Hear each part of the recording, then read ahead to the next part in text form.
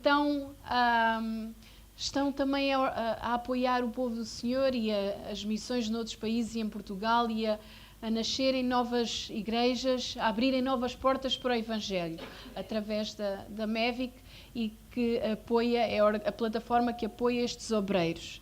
Podem fazê-lo ofertando para um obreiro em específico, para um missionário em específico ou no geral. E a terceira vertente fundamental da MEVIC é também o apoio à liderança das igrejas e das organizações cristãs evangélicas ou outras que queiram assistir. E isso é feito através do Summit, do Global Leadership Summit. Eu sei que vocês agora em novembro vão ter o mês das missões. O Summit também vai ser agora em novembro, no dia 25, no sábado. Orem também por este evento, onde costumam estar muitos líderes, muitos pastores de igrejas e as suas equipas de cooperadores e também muitos líderes de organizações sociais, evangélicas de Portugal. Vai ser no dia 25, por coincidência é nas instalações da igreja onde eu congrego, na Igreja Encontro Vida, ali em Agualva, Cacém. Os irmãos podem se inscrever no site se quiserem, ou convidar alguém. E também é uma forma de evangelizar, porque se uma pessoa trabalha, por exemplo, numa empresa que não é cristã, mas pode dizer, olha, vem ouvir que vão aprender sobre gerir equipas, sobre como comunicar melhor a equipa, como relacionarmos melhor com as pessoas, mas muitas palestras têm conteúdo do Evangelho e essas pessoas também podem conhecer a Deus através do Summit. Então vai ser dia 25 de novembro, aqui em Agualva, Cacém, para a zona aqui de Lisboa, e no dia 1 de dezembro, no Porto. E se me faltou alguma coisa, o pastor Roberto depois pode completar, mas é só para vos incentivar a apoiar, continuar a apoiar esta organização. Amém? Que é uma agência missionária que envia missionários que estão prontos para a obra. Isso é meritório, não é? Nem nestes últimos dias nós precisamos de pessoas que apoiem aqueles que querem fazer missões. Então vamos voltar aqui para o nosso tema. Verdadeiros adoradores. E se vocês não se lembrarem de mais nada que eu falo hoje durante a pregação, lembrem-se desta frase. E por coincidência, não coincidência, mas o Espírito de Deus sabia. Ser um adorador é ser um amigo íntimo de Deus. Então, se não se lembrarem mais de nada, lembrem isso. Ser adorador é ser amigo íntimo de Deus. Antes de começarmos nos textos bíblicos que vos quero trazer, quero apenas mencionar aqui duas questões de linguística. No Velho Testamento, a palavra que traduzida do hebraico para português significa adoração, que é mais comum, é avodah. Termina em H. É exatamente como se diz, avodah, termina em H. E significa, no Velho Testamento, esta palavra traduzida por adoração em português, muito relacionado com prestar um serviço a Deus, trabalhar para Deus. E vocês sabem que o foco no Velho Testamento, na adoração, estava muito centrado nos rituais, nos sacrifícios, em todos aqueles rituais no templo, não é? E os judeus eram muito, e ainda são, muito centrados nisso. O seu foco tem muito a ver com o ritual, com o serviço, com a forma como fazem a sua liturgia.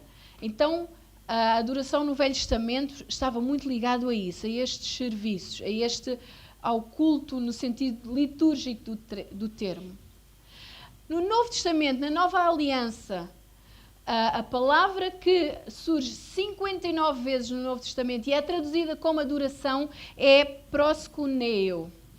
E esta palavra pode traduzir-se como prostrar-se, adorar, prestar homenagem, venerar, reverenciar, beijar a mão.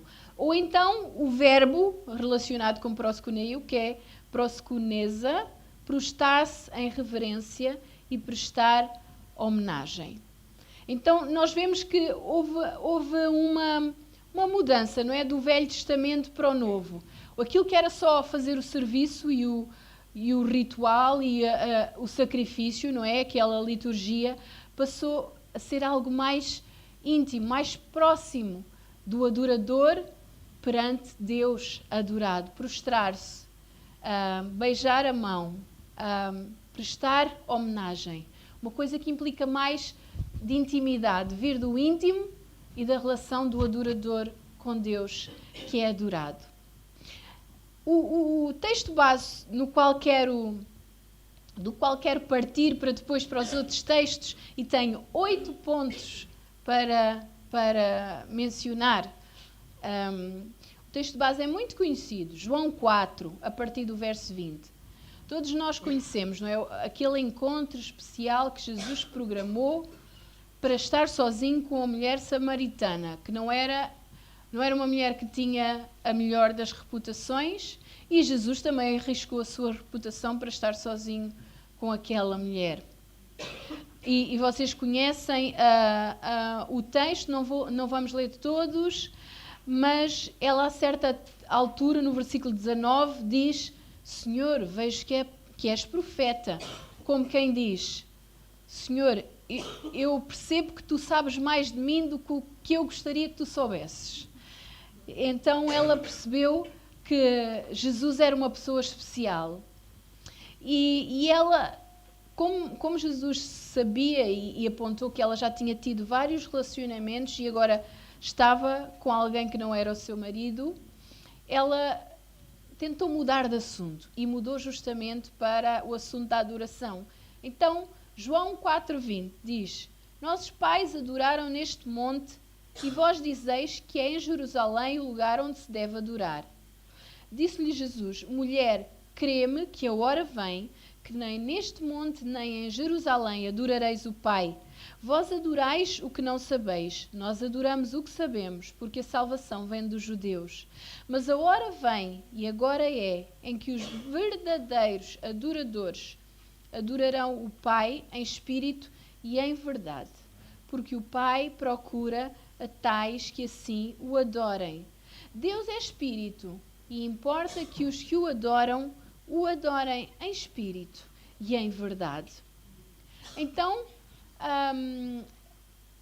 segundo o que Jesus disse à mulher, um novo tempo estava a surgir com Jesus.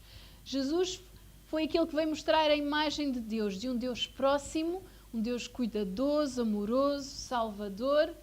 E, embora a mulher se referisse a locais, olha, nós dizemos que é neste monte. Vocês, judeus, dizem que é em Jerusalém. Afinal, onde é a adoração? E Jesus o que diz é: a adoração, a verdadeira adoração, não se resume a um local. Resume-se ao desejo e à sede de Deus que o adorador tem, de ser amigo íntimo de Deus, de estar próximo de Deus, de o conhecer. Jesus veio inaugurar uma nova era.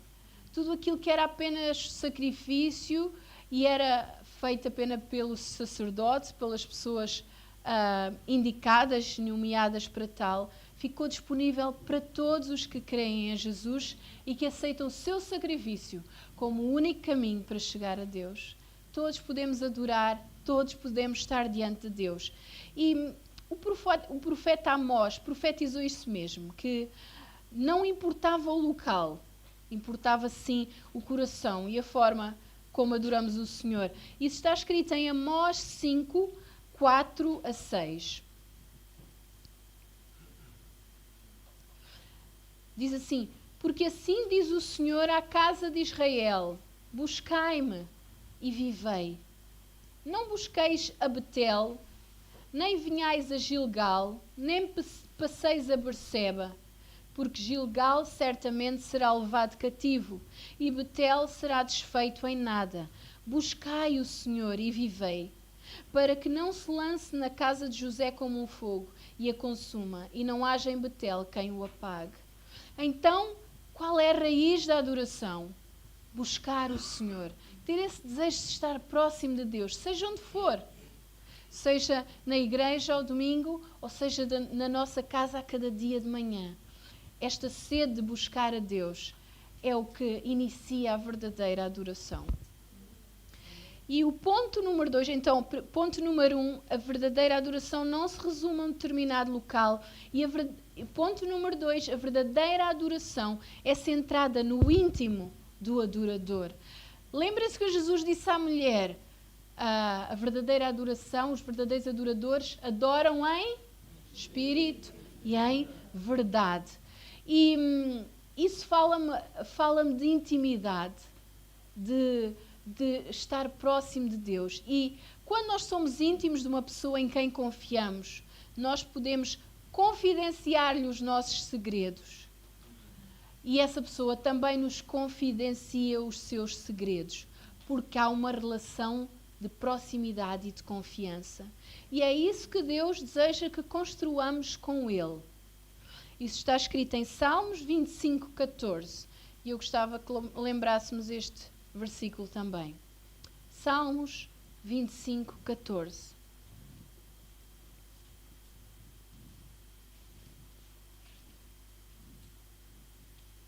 Salmos 25, 14. O segredo do Senhor é para os que o temem, e Ele lhes fará saber o seu conserto.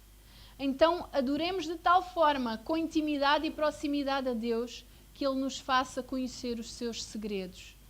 Que aquilo que é oculto aos olhos dos outros nos seja revelado por Deus. As respostas que precisamos, aquilo sobre determinada situação difícil, sobre determinada pessoa, quem sabe, que a nossa adoração seja tão próxima de Deus que Ele nos revele os seus segredos.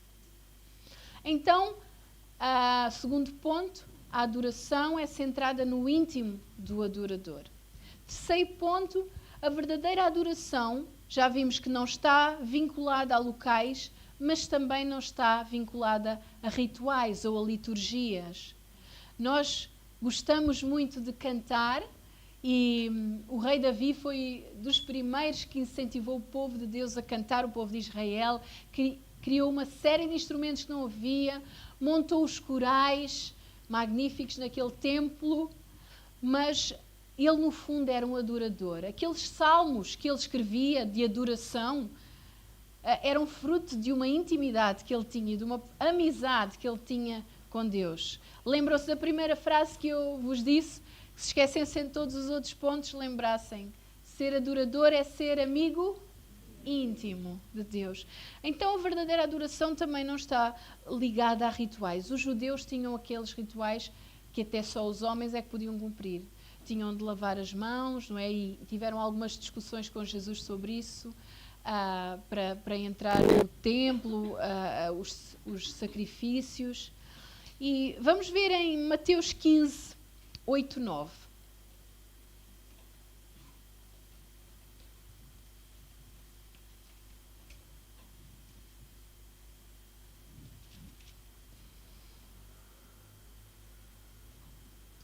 Nem sempre os rituais são sinónimo, ou a liturgia são sinónimo de uma adoração verdadeira, de sermos adoradores verdadeiros. Vejam o que Jesus disse em Mateus 15, 8 e 9. Este povo honra-me com os lábios, mas o seu coração está longe de mim. Mas em vão me adoram, ensinando doutrinas que são preceitos de homens. Então, para Jesus, que conhece o coração de todas as pessoas, se as pessoas cumprirem determinado ritual, determinada liturgia, mas fizerem isso só por tradição ou por costume, e no seu coração não tiverem sede de Deus, não são, segundo Jesus nos diz aqui, verdadeiros adoradores. Vamos ler em Eclesiastes 5:1.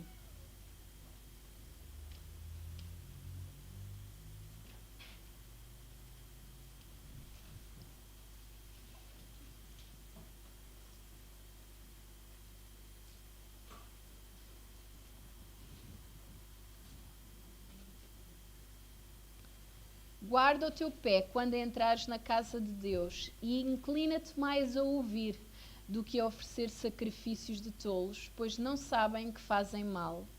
Então, oferecer sacrifícios sem desejo íntimo de estar próximo de Deus não tem o valor da verdadeira adoração. Vocês sabem, quando nós somos amigos de alguém, nós queremos saber como essa pessoa está, como tem passado. Queremos ter uma conversa, queremos estar um bocadinho com essa pessoa, se não a vemos há algum tempo. Conversa, a pessoa diz como está, conta os seus problemas, nós contamos os nossos. Agora, as pessoas que passam só por nós apertam a mão, dão umas palmadinhas nas costas, mas isso não é verdadeira amizade, é só um mero cumprimento. E muitas vezes a liturgia ou o ritual e aquilo que Jesus estava a dizer em Mateus 15 era que muitos judeus faziam isso por tradição, como se iam lá picar o ponto, não é? Mas Deus procurava aqueles que no íntimo quisessem ter uma revelação de Deus, quisessem conhecê-lo em espírito e em verdade. O quarto ponto é que a adoração é um ato espiritual. Quando nós cantamos, quando nós adoramos, quando nós buscamos a Deus, nós sabemos pela sua palavra que isso não é um mero ato de tradição, mas isso move alguma coisa na atmosfera espiritual. Por isso é que oramos quando as pessoas estão doentes para serem curadas. Por isso é que oramos quando o mundo está em guerra, porque acreditamos que a oração tem poder para mudar as coisas. Amém? Então, a adoração a Deus em espírito e em verdade é um ato espiritual, não é um mero ritual, não é um mero cumprimento da tradição de vir à igreja ao domingo. E vamos ler em Filipenses 3:3.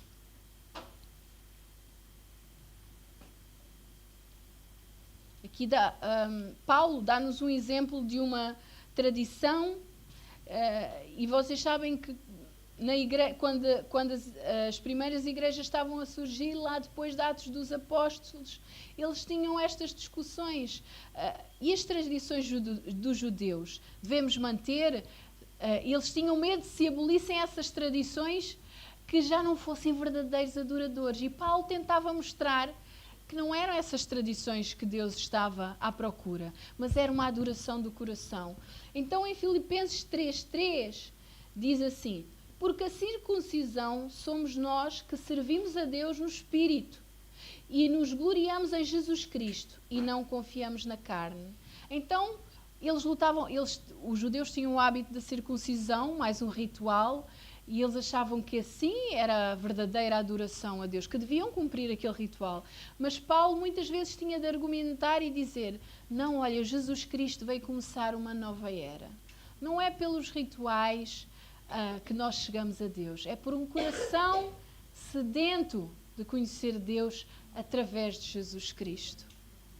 E para os judeus, a circuncisão, o lavar das mãos, o fazer o sacrifício no templo, cumprir estes atos rituais, era o que fazia a adoração.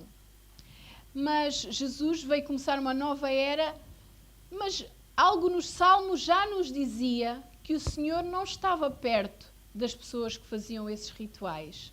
O Salmo 34 diz-nos que o Senhor está perto de um tipo de pessoas. E vamos ver quem elas são. São os religiosos, são os que cumprem todos essas rotinas religiosas. Não. O Salmo 34 ensina-nos de quem o Senhor está perto. Salmo 34, verso 18. Perto está o Senhor dos que têm o coração quebrantado e salva os contritos de espírito. Então, tu estás num sítio em que tens o teu coração quebrantado por alguma situação na tua vida. Tu estás na tua casa e sentes necessidade de te ajoelhar e dizer: Deus, socorre-me. E tens o coração quebrantado no sentido de reconhecer que só Deus pode intervir. Tu estás estás a abrir lugar e as portas para a verdadeira adoração, porque o teu coração está com honestidade e humildade diante de Deus. E é desse coração que Deus se agrada. Mais do que rituais, mais do que cumprir rotinas. Então, ponto 5, ponto 4, a adoração a Deus é em espírito e é um ato espiritual, mais do que um ato de rotina e de ritual. Ponto 5, agora, a verdadeira adoração visa o Deus eterno, tem o foco em Deus. Não é para agradar aos homens, não é para cumprir uma tradição, mas visa a Deus. Jesus disse à mulher: o Pai procura aqueles que assim o adorem. Quer dizer que Deus está atento às pessoas como nós o adoramos. Se é com coração honesto, se é com coração humilde, se é com coração quebrantado e contrito. Vamos ver o que diz Salmo 118, 8 e 9.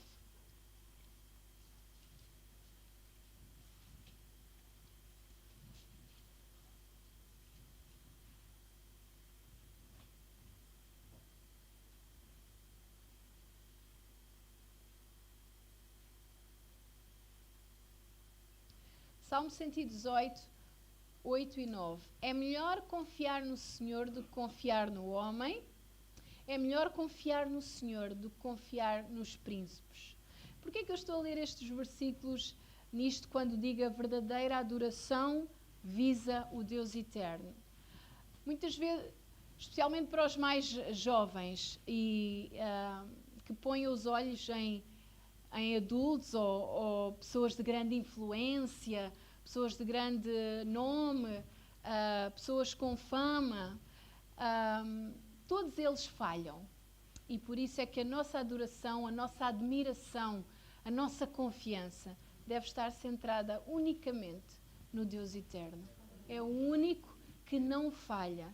Então, muitas vezes temos um problema e vamos pedir ajuda a A ou B e não há mal nenhum nisso, se essas pessoas tiverem um conselho da parte de Deus para nos dar. Mas não fazer a adoração ao Senhor ou não vir à casa do Senhor meramente para agradar a homens, como uma rotina e uma tradição. Vamos fazer isso com vista a chegar perto do Deus eterno. Com vista não para agradar a A ou B, não para confiar em A ou B, mas porque queremos conhecer mais do Senhor, porque queremos ouvir do Senhor, porque queremos adorar o Senhor. Então vamos lembrar os pontos, eu gosto de recapitular. Verdadeira adoração não se resume a um determinado local, é o ponto 1. A verdadeira adoração é centrada no íntimo do adorador, é o ponto 2. Verdadeira adoração não está vinculada a rituais, é o ponto 3. Verdadeira adoração é um ato espiritual, ponto 4. A verdadeira adoração visa unicamente o Deus eterno, é o ponto 5. E agora o ponto 6. Dá o primeiro passo para adorar. Não esperes que seja domingo ou que o pastor ou que algum líder te incentive para adorar. Dá tu o primeiro passo para adorar. E eu quero lembrar um exemplo em Mateus, no capítulo 2, que é o exemplo daqueles que nós costumamos chamar os magos, não é? Eu gosto mais de dizer os sábios que vieram visitar Jesus. Isto porque muita gente que não conhece a Deus até acha que só procura a igreja os coitadinhos, os que têm muitos problemas, os que são fracos, pessoas que não têm firmeza, não são fortes, não têm determinação pessoal.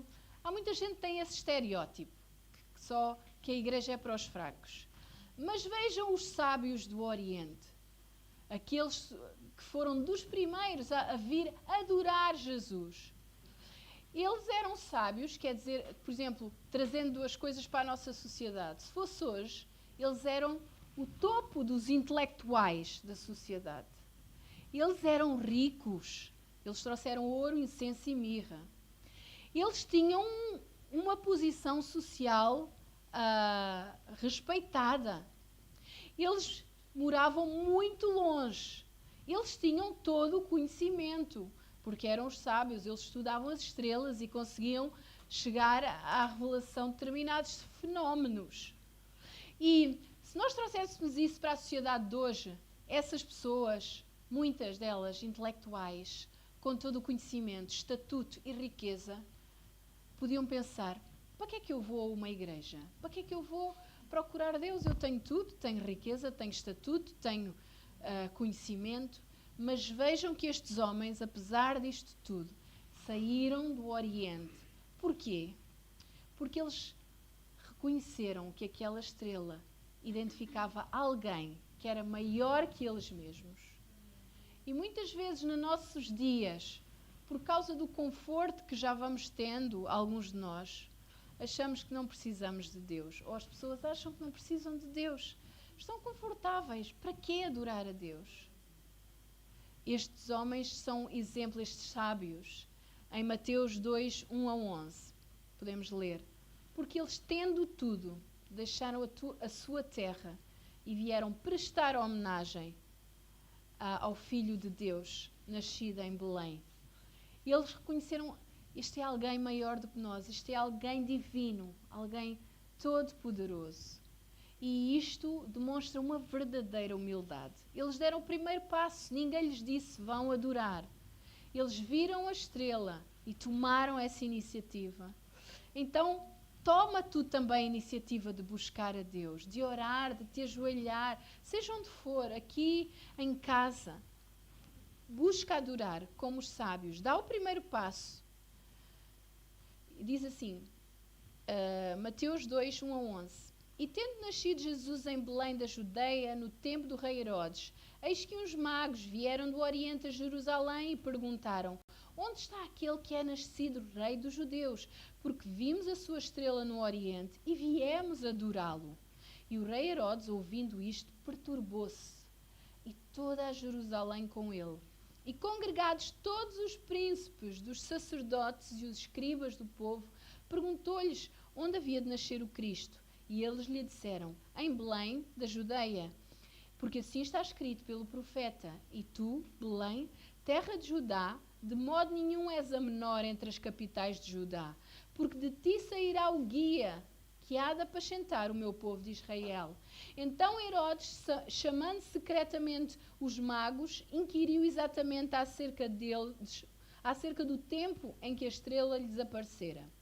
E enviando-os a Belém, disse: ide e perguntai diligentemente pelo menino, e quando o achardes, participai-me, para que eu também vá e o adore. E tendo eles ouvido o rei, partiram.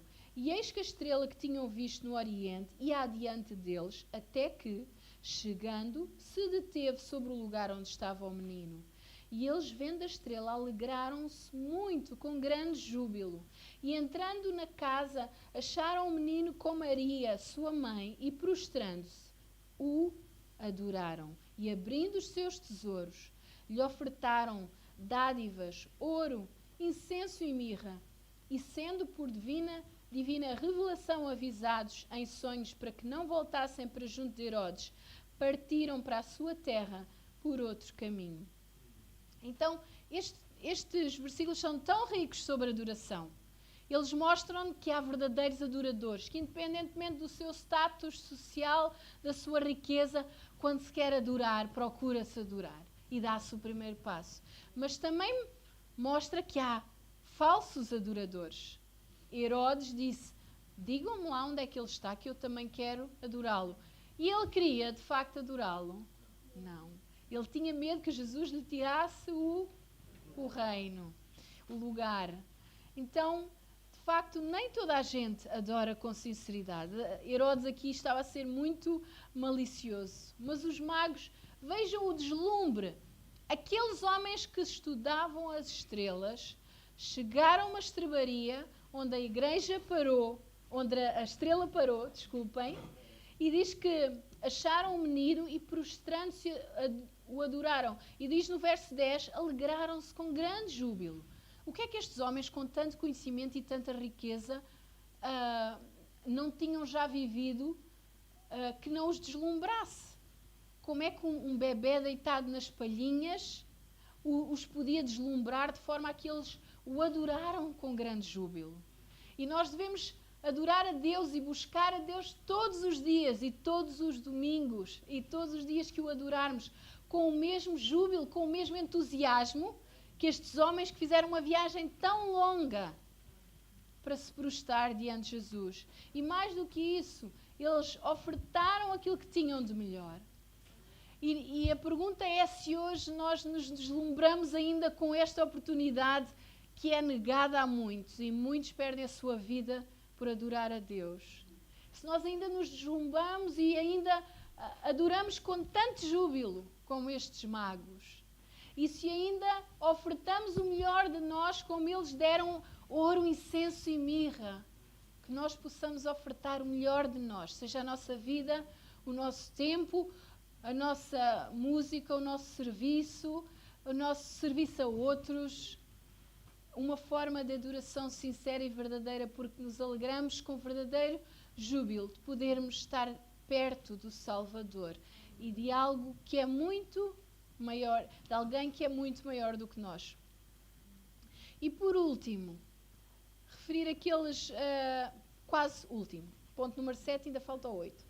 Então, a referir estes versículos que o pastor Roberto já leu em Efésios número 3, porque o ponto 7 é a adoração verdadeira, vem de quem tem a revelação de quem de facto Deus é. Nós, por mais que queiramos fazê-lo por tradição e por respeito, e não há nenhum mal disso, na nossa sociedade hoje falta muita reverência e muito respeito, muito temor de Deus. Concordam comigo? Deus é levado como uma coisa, como uma opção. Hoje tudo é muito opcional. Há os que optam por seguir a Deus, há os que optam por não seguir. Mas Deus merece todo o nosso temor, reverência e respeito, porque Ele é o Criador da vida. Com o sopro Ele dá vida, mas também com o sopro Ele pode tirar. E nós devemos isso, a nossa vida e a nossa adoração. E quando nós temos a revelação de quem de facto Deus é, nós desejamos adorar em espírito e em verdade. E Efésios, esta oração de Paulo pelos Efésios, em Efésios 3, 14 a 21, diz isso mesmo, a revelação de quem Deus é. Por causa disto me ponho de joelhos perante o Pai do nosso Senhor Jesus Cristo, do qual toda a família nos céus e na terra toma o nome, para que, segundo as riquezas da sua glória, vos conceda que sejais corroborados com poder pelo seu Espírito no homem interior, para que Cristo habite pela fé no vosso coração, a fim de que, estando arraigados e fundados em amor, poderdes perfeitamente compreender com todos os santos qual seja a largura, o comprimento, a altura e a profundidade, e conhecer o amor de Cristo, que excede todo o entendimento, para que sejais cheios de toda a plenitude de Deus. Ora, aquele que é poderoso para fazer tudo muito mais abundantemente, além do que aquilo que pedimos ou pensamos, segundo o poder que em nós opera. A esse a glória na Igreja, por Jesus Cristo, em todas as gerações e para todo o sempre. Amém. Paulo tinha tido a revelação de quem Jesus era e por isso ele era um adorador verdadeiro. Ele estava no seu cavalo e cumpriu uma série de rituais e mandava matar os cristãos e ele achava, imagine-se, que estava a fazer um serviço a Deus. Ele tinha aquele desejo de servir a Deus, mas ele estava a servir mal, porque ele não tinha tido uma revelação de quem Cristo era. Quando ele teve uma revelação de quem Cristo era, ele caiu do cavalo e prostrou-se e disse: "Quem és, Senhor?" E foi aí que começou o verdadeiro caminho para Paulo. E muitas vezes o Senhor nos leva a situações, desculpem a expressão, que nos fazem cair do cavalo, que nos fazem cair do nosso orgulho, daquilo que achamos que sabemos. E nessa posição de humildade, nós começamos o nosso caminho de verdadeira adoração com Deus. Porque nós só podemos prestar uma verdadeira adoração, seja de que forma for, se no nosso coração tivermos tido essa revelação de quem Deus é, soberano, superior, poderoso, infinito, majestoso. Ruth e Noemi tiveram uma revelação de quem Deus é. Nas suas perdas, no seu luto, na sua amargura, voltaram para Belém, a casa do pão, voltaram a encontrar-se com Deus e tiveram uma revelação de que Deus, como Paulo diz aqui, faz muito mais abundantemente do que aquilo que pedimos ou pensamos. Aquilo que Deus deu a Noemi e a Ruth depois de todas as suas perdas foi muito mais e foi uma herança que perdurou em gerações e nos abençoa hoje. Porque nasceu Obed, nasceu Davi e dele nasceu a geração de Jesus Cristo. Então, Deus não desperdiça uma dor. E na tua dor e no teu sofrimento Ele se revela. E é aí que tu te prostras e adoras verdadeiramente. E conheces quem Deus é. Lembram-se o que é que Jó disse depois dele argumentar tanto com Deus? Porquê, Deus? Porquê? E estas situações. E depois Deus disse-lhe uma série de coisas. Olha, tu consegues lutar com um crocodilo, com aqueles animais. Foste tu que lhe deste, fizeste aqueles animais todos poderosos. Tiveste sabedoria para fazer essa criação toda. E quando Jó, no fim daquele sofrimento todo, ouviu essas palavras de Deus e orou pelos seus amigos, ele disse: antes eu te conhecia de ouvir falar, mas agora os meus olhos te veem. E muitas vezes, para nós iniciarmos uma jornada de adoração, de verdadeiros adoradores com Deus, nós precisamos de ter estes momentos de revelação, que às vezes vêm em entusiasmo e em júbilo, como aconteceu com os sábios do Oriente, mas outras vezes vêm com sofrimento e perdas, como aconteceu com a Ruth, com Noemi e com Jó. Mas depois de tudo isso, Deus é capaz de dar infinitamente mais do que aquilo que pedimos ou pensamos. E há uma coisa que às vezes nós falamos nas igrejas,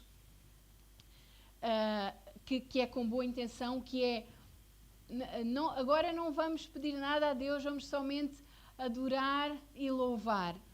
Mas nós podemos de facto adorar a Deus pedindo-lhe algo. Vocês querem ver? Isto é o último ponto. Mateus 15, 25. Nós temos uma mulher aflita com uma situação com a sua filha, terrivelmente endemoniada. Ela já não sabia o que havia de fazer e ela até estava a gritar por Jesus: tem misericórdia, filho de Davi. Mateus 15, 21. Tem misericórdia, a minha filha está miseravelmente endemoniada. E os discípulos despedem, que eles vêm a gritar. E parece que à primeira vista Jesus também não lhe responde, diz: eu só fui enviada às ovelhas perdidas da casa de Israel. E depois no verso 25 diz uma coisa muito interessante. Então chegou ela, adorou-o, dizendo: Senhor, socorre-me. Então o ato da adoração dela não foi dizer: tu és grande, tu és poderoso, tu és capaz, tu és magnífico, mas foi dizer: Senhor, socorre-me. E porquê é que isto foi um ato de adoração? Porque ela humilhou-se diante de Jesus e reconheceu que só Ele podia intervir naquela situação. Então, quando no teu coração tu reconheces que só Jesus pode agir em determinada situação e dizes: Senhor, socorre-me, tu estás a adorar a Deus e a reconhecer que Ele é todo poderoso, digno de toda a adoração. E eu gostava que nós fechássemos os nossos olhos. E quer tu precises de recuperar este entusiasmo que os sábios do Oriente tiveram quando vieram adorar a Jesus. Quer tu estejas a passar num momento de dor e queiras fazer como esta mulher que disse: Senhor, socorre-me, e adorou a Deus. Fecha os teus olhos e tira uns momentos para adorar o Senhor de acordo com o teu íntimo. E compromete a partir de hoje talvez a fazer uma jornada de adoração verdadeira, sincera e íntima, de ser de facto amigo íntimo de Deus. Senhor Deus, damos-te muitas graças pela tua palavra, por como em mulheres e homens de todos os lugares, de todos os tempos, tu te revelaste como um Deus amoroso, poderoso, e por isso és digno de toda a adoração, Senhor. Quando nós, no nosso orgulho, pensamos que sabemos fazer algo sozinhos, Senhor, nós estamos a distanciar-nos da verdadeira adoração, mas nós queremos reconhecer hoje que não somos nada sem Ti, porque para Ti, de Ti e por Ti são todas as coisas. Tu és digno de receber a nossa vida e a nossa adoração. Obrigado, Senhor, pelos Teus filhos que nesta manhã querem ouvir de Ti, querem buscar-Te, como fizeram aqueles sábios do Oriente. Senhor Deus, que Tu te reveles a cada um segundo a sua necessidade, para que Te conhecemos e testemunhemos que Tu és um Deus grandioso, que responde àqueles que Te buscam e que estás perto de todos os que têm o coração quebrantado. Entregamos as nossas vidas no nome de Jesus para a Tua glória. Amém.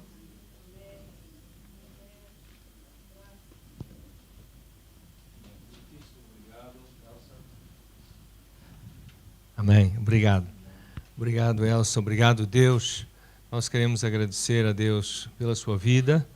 E daqui a pouco eu vou pedir a Derlane para orar pela Elsa. A Elsa tiver um motivo. Não sei se todos sabem aqui, a Elsa é autora de 2 livros, 3 livros agora.